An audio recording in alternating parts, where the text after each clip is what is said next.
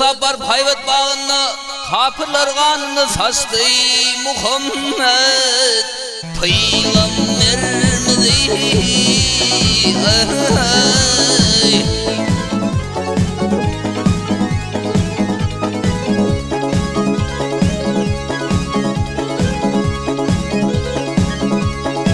Leplerden tepraf kevin şahrını cepha çekip dini astı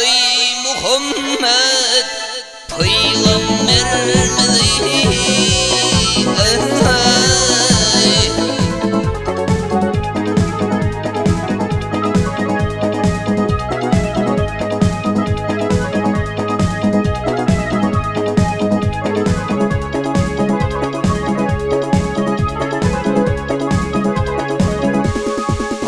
Bağracım gece seyle varına ya Cebrail emin bilen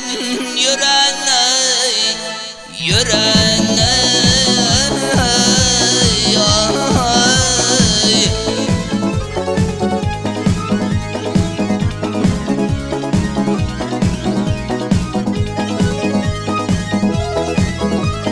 hay cennet kapısına gelip durunla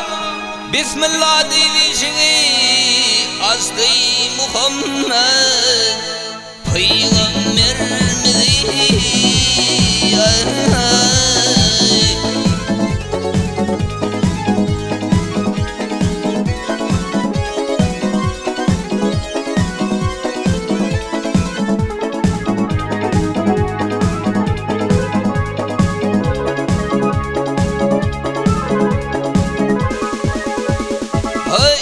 baktım ulu din boldular Oklayım oklayım şahır şahır gezdiler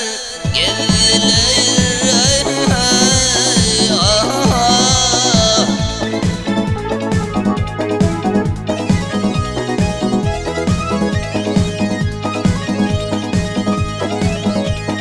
Hay cepha çekip İslam dini düzdüler 63 yaşında da vallam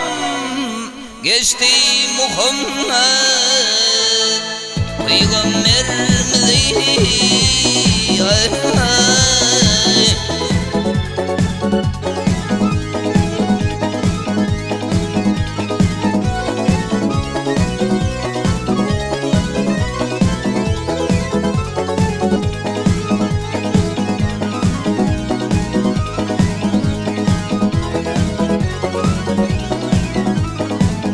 cennet kapısına gelip durunla Bismillah dilişini astı Muhammed Peygamberimiz